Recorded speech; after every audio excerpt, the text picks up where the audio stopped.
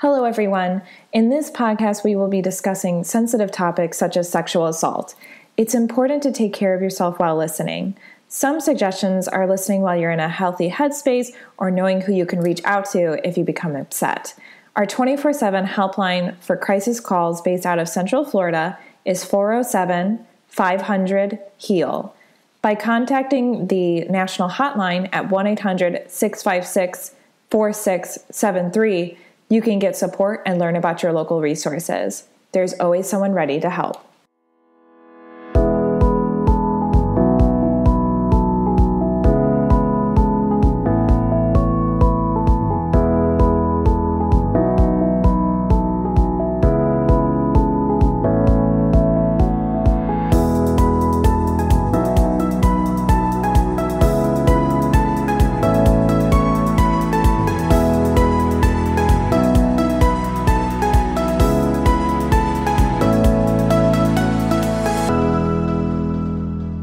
Welcome to the Victim Service Center podcast.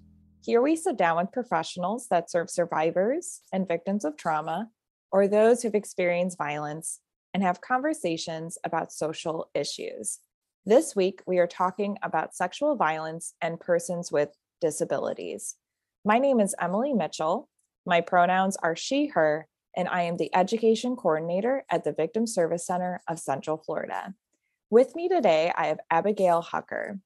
Abigail uses she, her pronouns, and after suffering a stroke before birth that killed 95% of the right side of her brain, she was diagnosed with cerebral palsy.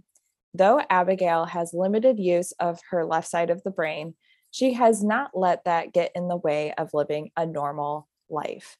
Now a Central Florida resident, Abigail Hucker serves as an ambassador for the Central Florida Center for Independent Living, to continue advocating for the differently abled and helping to spread disability awareness in today's society. So Abigail, thank you so much for coming onto the podcast. We're super excited to have you. Oh, you're very welcome. I'm super excited to be here. Thank you for having me. Absolutely. And I'm also really excited to introduce Ceaira Nutter. So Ceaira uses she, her pronouns and is one of our interns at the VSC, where she supports and leads the VSC Accessibility Committee, which is a group of professionals across different Florida agencies that serve as victims and survivors with the mission to ensure survivors with disabilities have proper access to those services. Ceaira is currently pursuing her bachelor's in social work from the University of Central Florida and is graduating in May, which is very soon. So Ceaira, thank you so much for being here as well. Thank you for having me. I'm excited. I'm very excited too. And as a very brief introduction, on this podcast, we have talked a lot about the importance of intersectionality, which is essentially the acknowledgement of intersecting identities such as social, political, personal, etc., as it relates to violence prevention and how important it is. So today we will be talking specifically about sexual violence and persons with disabilities, debunking some myths about this particular community and how we can all be better supporters. So with that, to start off, could both of you just introduce yourselves a little bit and talk about the work that you both do? So I am the new intern here at the VSC. We created an accessibility committee prior to me getting here. So I am just kind of continuing that journey.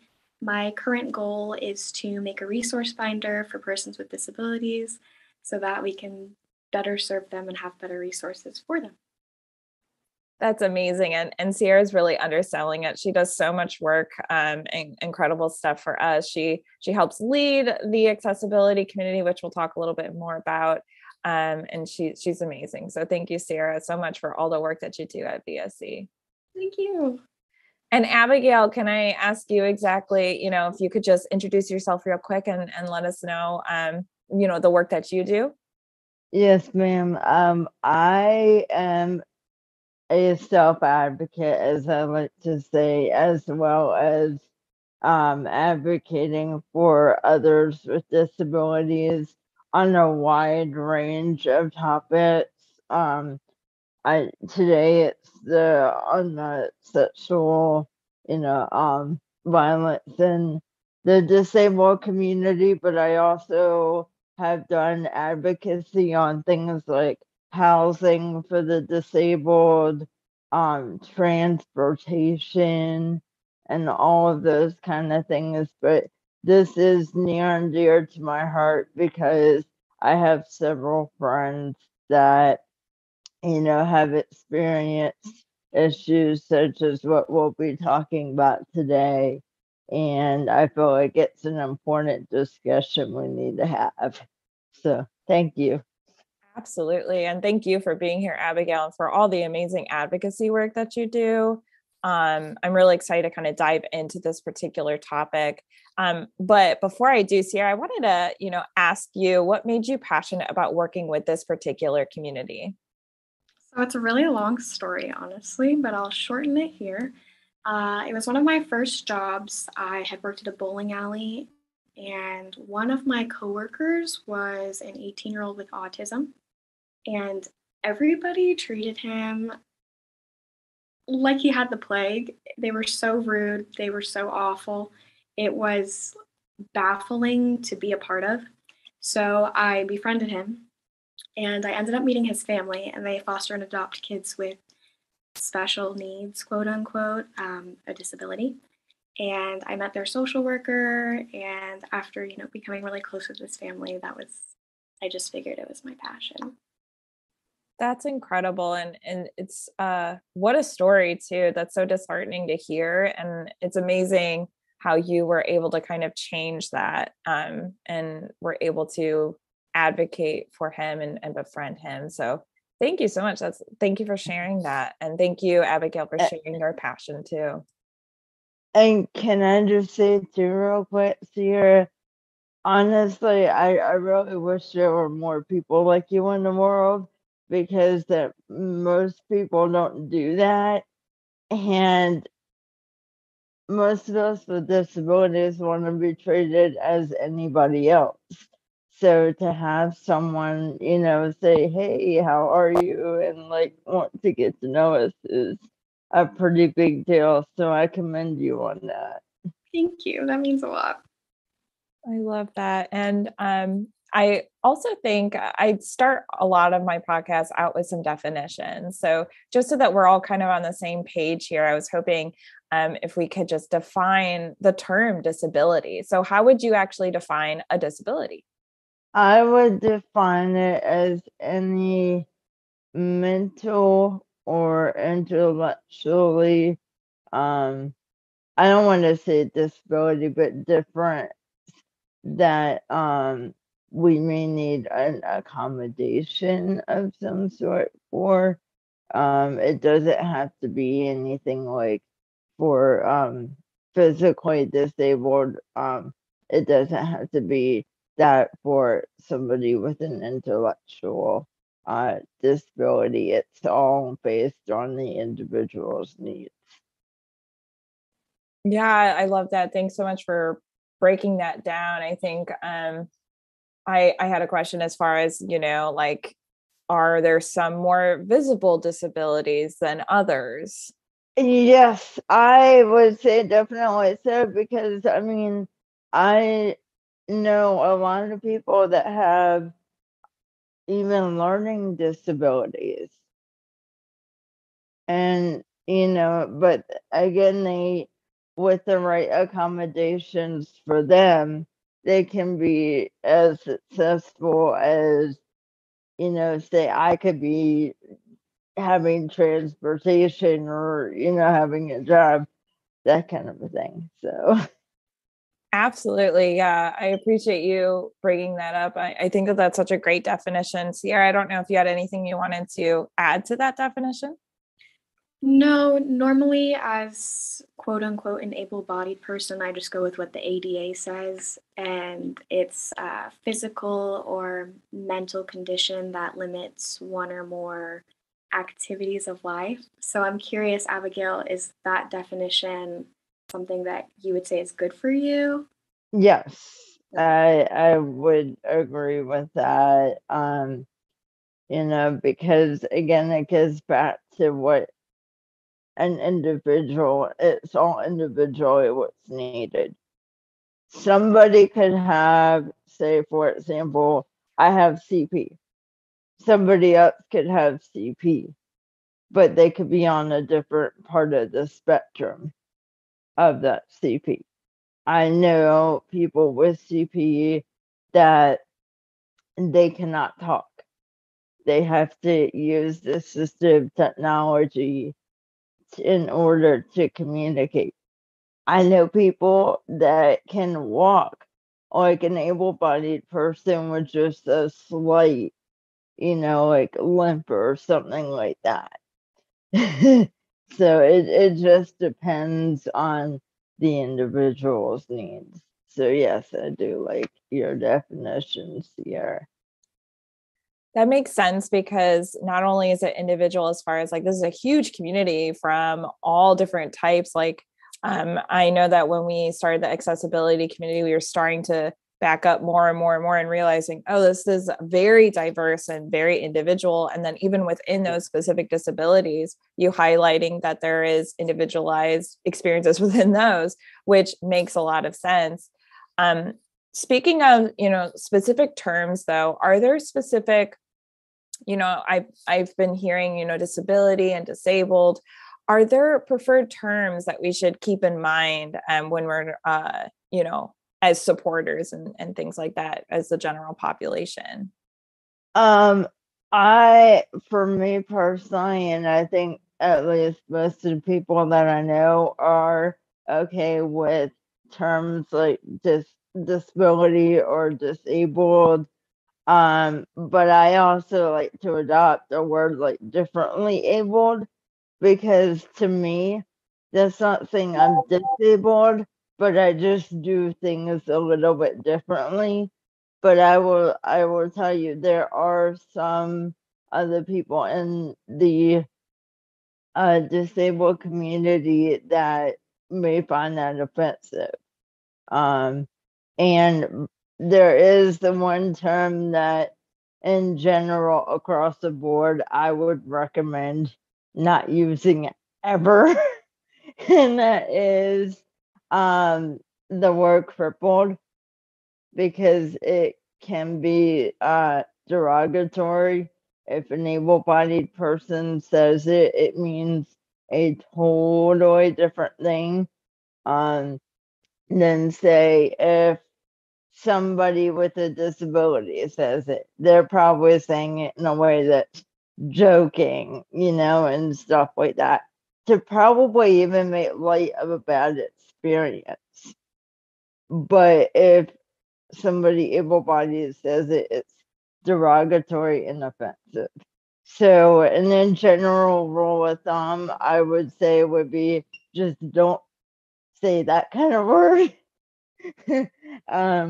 Because you will, there are people that might want to run your foot over, or just slap Absolutely. you. And I'm just being real about it. I'm sorry. It's just that will be something that will get you knocked out. Oh, yeah, I appreciate that. Yeah. Absolutely. I think that is super important that we bring up these terms so that we are aware of, we don't want to offend people. And with that, it also sounds like there's some individuality with that too. So maybe just at the end of the day, letting people, of course, these people are people, so let them define how they choose, right? Yeah, I would just say ask, like if you say the word disabled and they're offended by it, you can't go wrong with asking.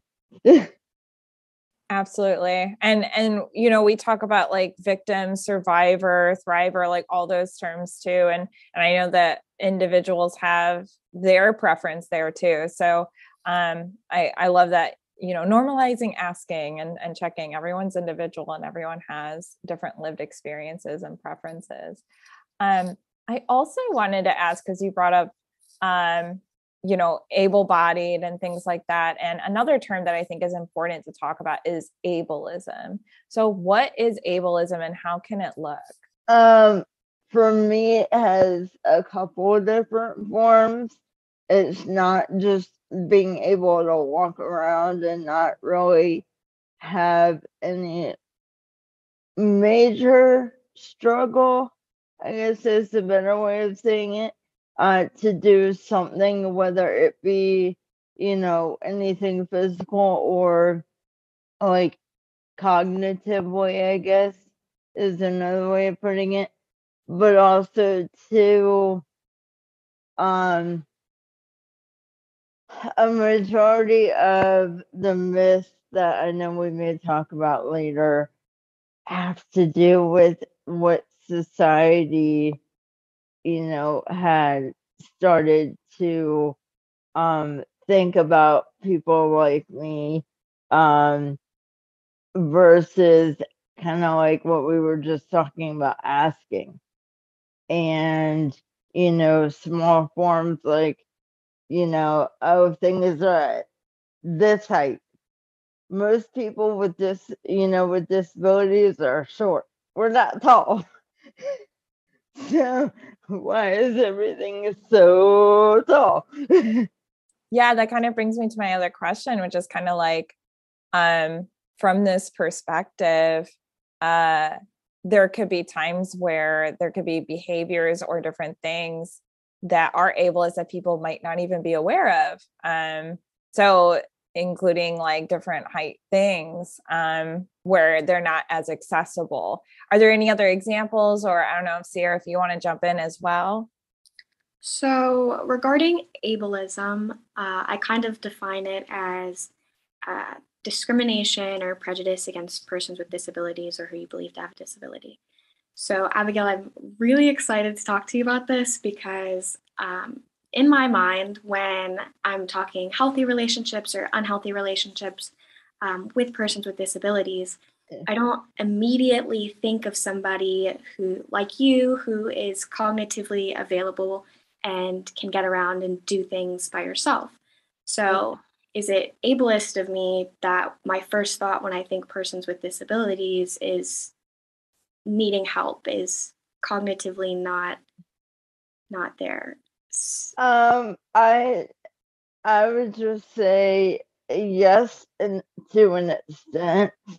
But I know a lot of people that they may think that way, but they fight it, and they will ask, and that's the best thing that you can do, especially for anybody that is on the physically disabled spectrum of disabilities. Just ask, don't assume. No, thank you. I appreciate it. Yeah. I love that. I think that that's why I'm so excited to have this conversation, to just normalize asking and normalizing and realizing different, ways that we may be ableist and not even realize, right? And just kind of hosting that discussion. So I appreciate that. I think another piece too, like this cultural, ableist society that we live in, are myths about this community. And I know we talked about a myth as far as, all disabilities are the same. So obviously you've already kind of debunked that. Even within a certain category of disability, there are individual experiences within that. But I wanted to kind of talk a little bit about this particular myth as part of today's topic, which is this idea that those with disabilities do not experience sexual violence. So what would you say as far as how would you debunk this myth? For me, that is really, it's so untrue. It's not funny. In fact, there is a person with a disability can even experience, that kind of issue more than once. Right. But Ceaira? I think a reason that this really bothers me is society, is that we talk about sexual violence and we only think able-bodied people. We only think this happens to able-bodied people, that able-bodied people receive all of these things, and we don't think about anybody else. So when it comes to sexual violence with persons with disabilities, of course it happens. They're part of society just like everybody else. So very obviously, I feel like that's not true. Yeah, and I think it's really harmful too. Do you think that this may lead to maybe those with disabilities not being believed or taken seriously? And Abigail, I don't know if you want to just talk a little bit about maybe personal experience with, you mentioned your friends or anything like that. Yes, actually, a couple of things. Me and another disabled friend of mine were talking about this the other day, actually, and things as simple as, because we can't drive, we use the local paratransit. And we've had experiences where drivers have either, and like lingered in certain areas longer than what they really needed to. But the major thing that was even more disturbing was that we both have had male drivers that have completely crossed the line, either by, like calling themselves our boyfriends and, saying sexually, explicit comments about a relationship and whatnot. And for me, I personally, whenever I had it happen to me the one time, I was dating somebody. And in fact, he even did it while I was on my way to a date. And the guy that I was dating, at the one point, I was on the phone with him. So he was hearing all of this. And I'm like, I swear I'm not with that guy. I don't agree with him and stuff like that. And we have had, both myself and my friend, because whenever my friend had it happen to her, the driver even took it so far as to stalk her. And so we both had to report it and nip it in the bud right there. So yeah, it Oh, it, wow. it happens more than people think, and it's sad because sometimes I wonder what goes on in their mind. Like, is it that they think that we're so desperate that they, we're an easy target? And if that's the case, then, we really need to work on dispelling that we're not desperate for, things like that.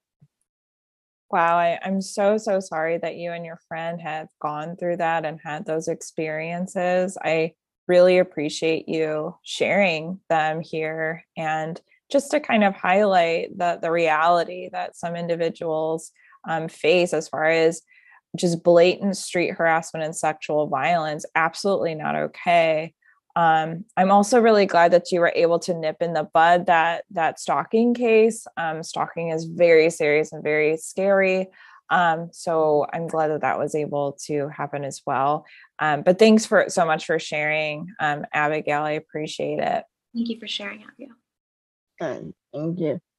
I also wanted to, this kind of, we already dispelled this myth, it feels like, where I think that there's this idea that it's like not okay to ask someone any questions about a person's disability. So before we kind of move forward, I wanted to ask you all if there was anything else you wanted to add as far as debunking that myth. On that topic, so Abigail has said, ask so that we know. I had just attended a meeting with Deaf Dawn. They're an agency in Washington that is by deaf for deaf individuals. And I was having this whole conversation with them, and I said hearing impaired. And she had stopped me immediately, and she was like, we don't really like that term. So I had asked her, like, what do you prefer?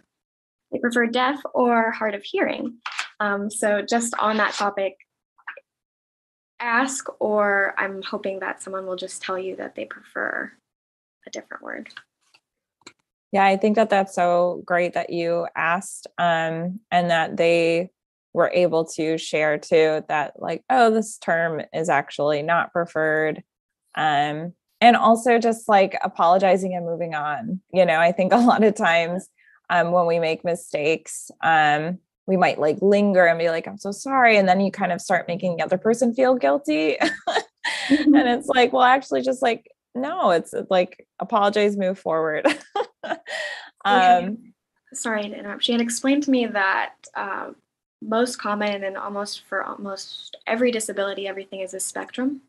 So people like to be called things based on where they feel they belong in the spectrum. And that is why it's important to ask. Yes, and I will say, and I didn't mean to cut you off, I'm so sorry. I will say this too,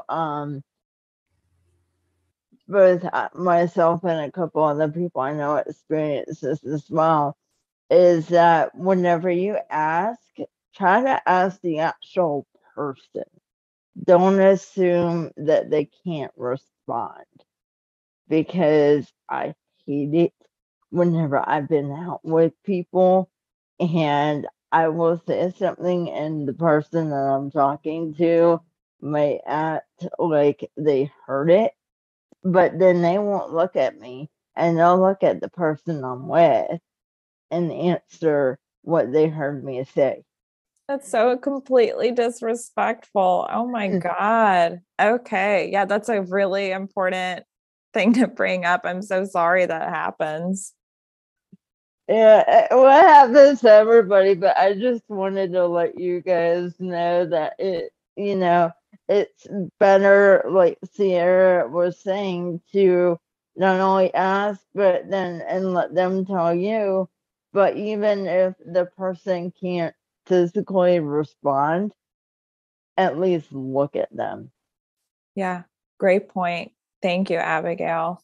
And I'm going to kind of dive a little more specifically into sexual violence within this community, because you were mentioning, we were talking about how this really does happen. And in fact, according to research, women with a disability are at a greater risk for experiencing rape than women without a disability. It's actually estimated 2 in 5, which is around 39%. Female victims of rape had a disability at the time of the sexual assault. In addition, men with a disability are at great risk for experiencing sexual violence other than rape, being made to penetrate, sexual coercion, unwanted sexual contact, and non-contact unwanted sexual experiences than men without a disability. And an estimated 1 in 4 male victims who experience sexual violence other than rape had a disability at the time of the victimization. So why do you think those with disabilities are more at risk for things like sexual violence? Because that we're seen as weaker, or that we don't understand what is going on. Yeah, I think that I think you really hit the nail on the head there, Abigail. I think we talk about sexual violence being this system of power and control, or this crime of power and control, I should say. So there are people just more at risk for things like violence in general. I know when we talk about at-risk populations, we bring up, of course, children. We bring up those part of the LGBTQ plus community. We bring up, BIPOC individuals, or Black, Indigenous, people of color. And that's really what we mean by intersectionality, right? And how these all different identities intersect, and how everyone's an individual and has diverse experiences throughout their life. Specifically with those with disabilities, what can put people more at risk? Maybe, public transportation, we talked a little bit about. What about like caretakers and things like that? It can happen. I never experienced that I know friends that have, but I have unfortunately also experienced things like I had a professor hit on me. And he did not say in the exact words, but because he was a professor, he used me getting a good grade to imply I would get one if I did certain things per se. Wow. So yeah, it could be anyone, a caretaker or driver. I know also too, kind of going back to the harassment thing, there was people just going down the street. We may not even know them, and they'll ask inappropriate questions, especially to females. I mean, I know it can happen to male disabled people as well, but it mainly happens to females. Right. And I know that we talked about, being okay to ask like certain questions, like what do you prefer as far as terms and things like that. But obviously crossing the line with certain questions is just blatant street harassment. I'm sorry about that experience you had. That's classic quid pro quo with sexual harassment. So why do you think it's important that we as a society know about, sexual violence within this community? For me, I would say because it happens so much more than people realize. And depending on the person, it can affect them so much more than what, just like an able-bodied person, it can affect them more than what they may let on or what you see on the outside. Absolutely. Ceaira, I don't know if you had anything you wanted to jump in on. I would describe the word society as a group of people living together and understanding each other. So I think just as that definition alone, if we're going to be a group of people living and standing together, it's important to include persons with disabilities in that community and knowing what they go through, the same way they understand what LGBTQIA go through, what people of color go through. We need to do the same for them in their community. Absolutely. And, we were talking a little bit about street harassment too. And you were kind of mentioning the different kinds of street harassment that those with disabilities may face specifically. How can people be active bystanders? So when this occurs, obviously this is happening in public, what would you recommend? How do you think someone should kind of jump in and help stop this or address this?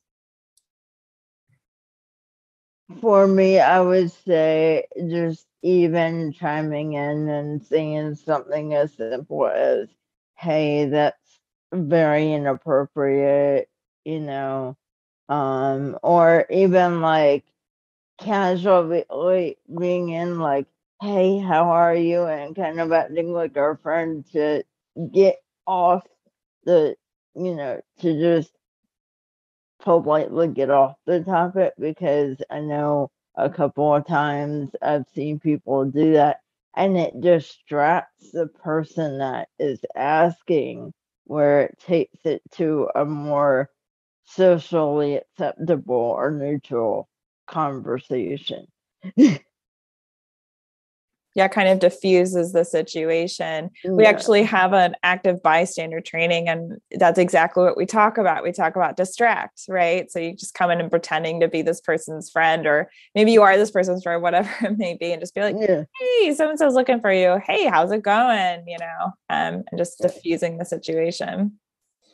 And then of course, directly addressing it too. I know that there's a lot of barriers that active bystanders may face as far as like fear or just, the adrenaline's going and it can be scary to kind of jump in and be that person. But have you ever seen an active bystander? Have you ever witnessed someone kind of jumping in and intervening? I have. Ceaira, have you? I would say I normally am that person. Yes, I was gonna say it sounds like you were that person. Mm. And how was that experience, either Abigail, seeing someone kind of jump in as an active bystander? How did that help the situation?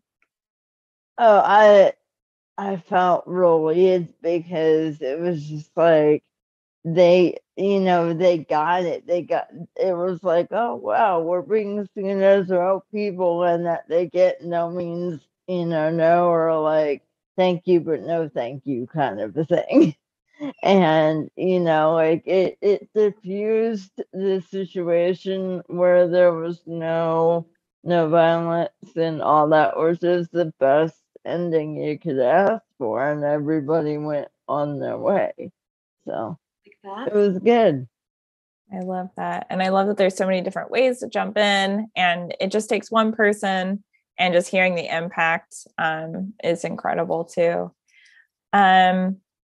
I wanted to ask as well, we talk a lot about how whenever we share statistics or just in general, when it comes to sexual violence, there could be a lot of barriers that survivors face when it comes to just reporting and things like that. So as far as, fear of not being believed or fear of being blamed for the victimization, do survivors of persons with disabilities face additional barriers when it comes to reporting?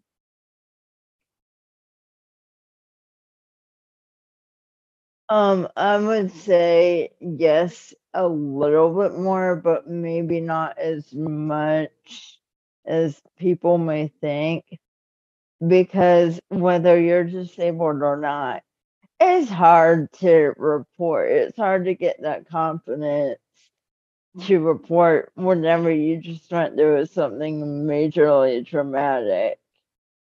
And you're probably already starting to blame yourself a little bit. So, but on top of, if whenever you get the courage to report, it's like, I know I've heard across the board, oh, people, thought that I was misreading, what was going on or something like that. And depending on the situation, I'm like, well, how could you how could they think that you misread that signal or whatever, or what was said, or, what have you. So, Absolutely. I really appreciate that. Ceaira, was there anything that you wanted to hop in on as far as barriers? I know that specifically regarding the deaf or hard of hearing community, having an interpreter or having the proper form of communication when needing to report becomes very difficult. Yeah.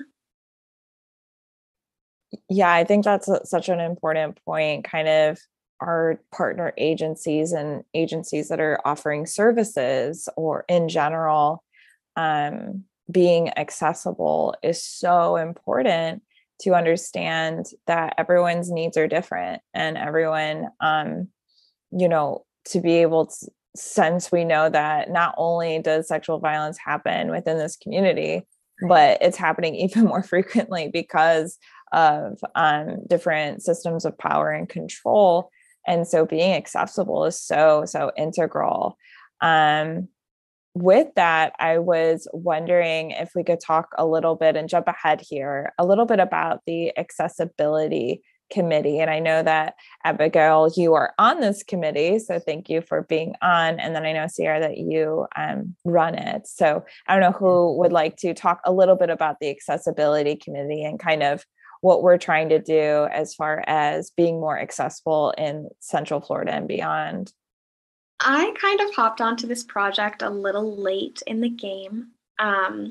So what I know that we are doing with the committee is our goal is to be aware of as many disabilities as possible and how we can address and find proper resources for persons with disabilities. I know that currently our goal is to start finding funding and that we are trying to see how far we've come. So right now I'm creating a timeline about where we started and where we've come. More recently, we had a meeting with Deaf Dawn, a deaf agency. We have a meeting with Lighthouse. They help with the blind. We are trying to get very well versed in all of these topics. And as I mentioned earlier, currently making a resource binder that will help all persons with disabilities.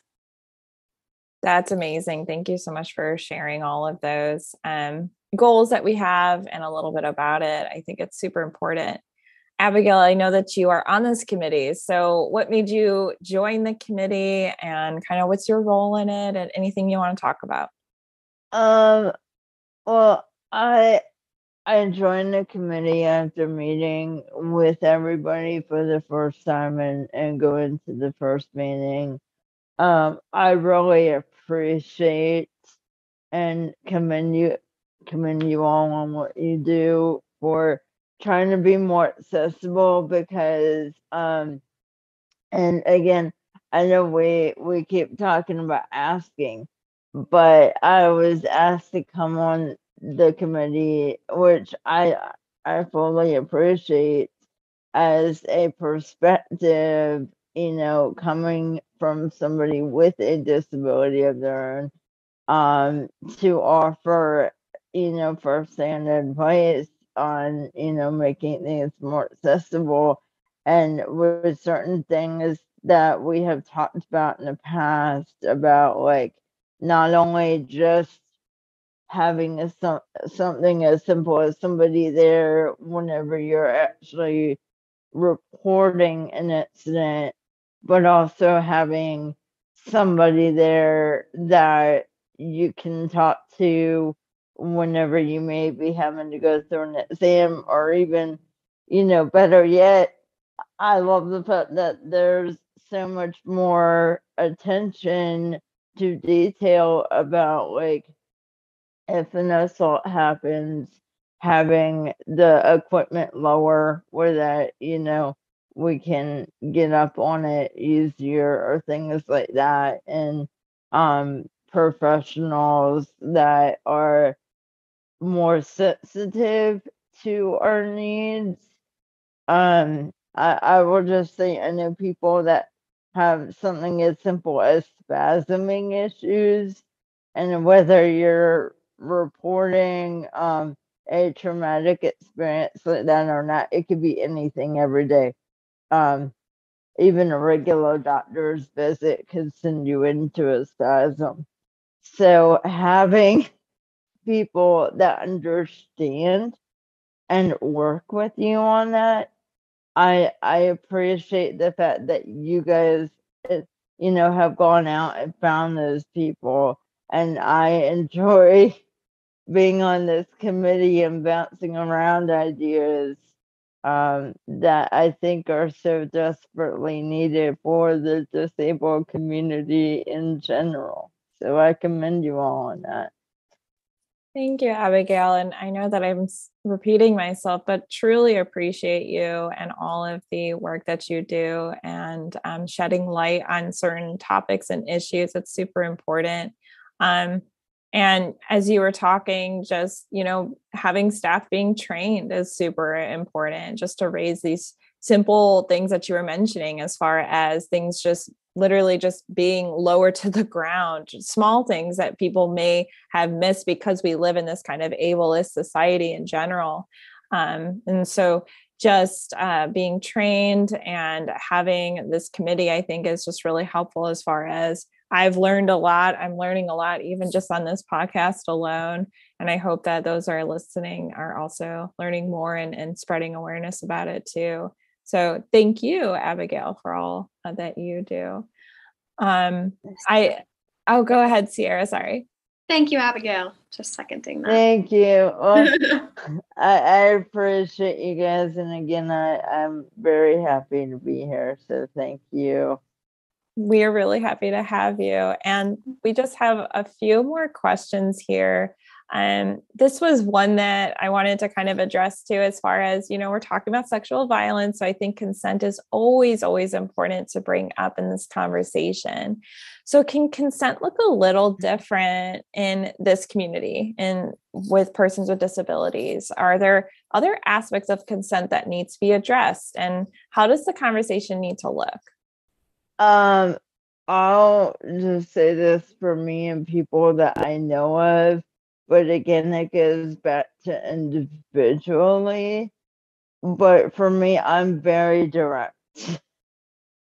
I do not beat around the bush with gray areas, and a lot of my friends don't either. If we say yes to something, we mean it, or if something becomes uncomfortable, we'll walk away from it. But one thing that I think people have to understand is there is a difference between just being nice to somebody and then say being flirty or whatever, or being like, yeah, I want to know you more in a romantic kind of a way, sort of a speak. Absolutely. Yeah, I think that that's always important. Yeah, basically enthusiastic consent, right? And then also there's a difference between, just not assuming that because someone's being nice, they're being interested. I know that happens a lot when we talk about sexual harassment and in the service industry, for example, where it's like these people are just doing their job. You shouldn't take that as, sexual advances and then using that to your advantage, right? So absolutely, always important to highlight. Ceaira, was there anything that you wanted to hop in as far as consent? More on the question of what does the conversation look like in regards to teaching younger children with disabilities? How do you have this consent conversation? For me, I would just say it actually doesn't look that much different for the most part than anybody would have with their able-bodied child. I can't speak for anybody on the autism spectrum or something like that when you may need more individualized aids, but I know that they at least understand the in general yes and no. Like if you do it the good touch versus bad touch. I think that across the board, 9 times out of 10, it's actually not much different than talking to your able-bodied child about it. Just going back to that, we are all the same at the end of the day. So thank you. I was just going to say, yeah, I think that that's really kind of the point of this question was, it's just back to communication, and you have a right, if you ever feel uncomfortable, to express that discomfort to that person, and you have a right at any point to walk away.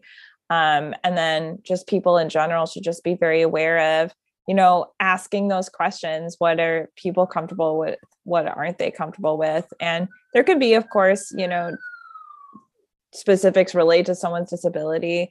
And so just asking that question and just being everyone on the same page, there should be no surprises, anything like that. So I appreciate that we were able to have this conversation.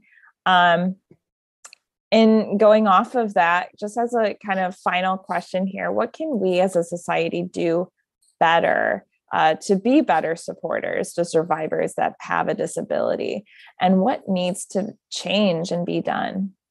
I would just say kind of what we said a little bit earlier, in that stepping in more whenever you see that something isn't right, or you're hearing of someone, say that they're uncomfortable with their situation and that other person is not getting the hint.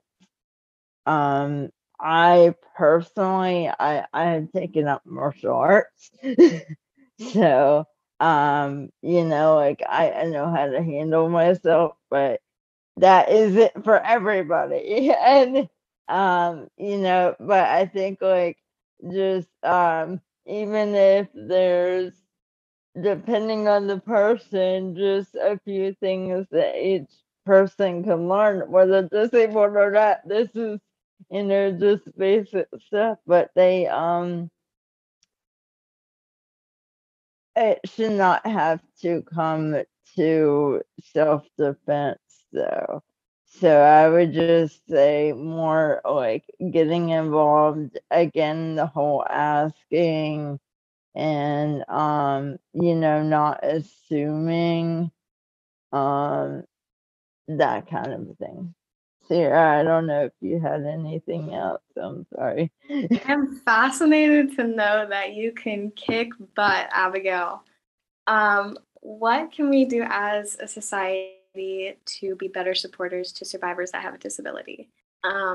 Conversations like this, I think educating people on what is a disability, what does that look like, visible or invisible, just kind of changing the world's views on disabilities, starting with conversations like this. And can I just say, being people like Ceaira and Abigail, to be honest, you're both saving the world. And I love, uplifting, being an active bystander, and just at the end of the day, just seeing the person as the individual that they are, and not letting other identities define this person for you, that they're just seeing them who they are, and basic human respect, right? So with that, I appreciate, and also I think it's very cool that martial arts. Abigail, maybe you can show me some moves, because I'd like to get into it myself. Very cool. That will be no problem at all. Wonderful. Okay, so next podcast will be learning. Yes. Wonderful. So I think that's a great place to sign up. But before I do, is there anything that you would like to bring up that we may not have addressed, or is there anything you'd like to say to the survivors out there? Anything at all before we sign off? Well, I especially to the survivors, I would like to say you are very powerful and very strong. And know that you are not alone, and that the more numbers, the more power you have, and the more friends that you have behind you. So I love that. I don't think I could have said it better myself. I love that. I think that's a great place to sign off. So I'd like to thank the listener for listening to the Victim Service Center podcast. The VSC is a nonprofit organization that provides free, confidential counseling services for victims of any kind of trauma in Central Florida. To learn more about our services, please visit victimservicecenter.org. And to everyone listening, just as Abigail said, healing is not linear, and you are not alone. And thank you so much, Abigail and Ceaira, for joining me today. Thank you. Thank you.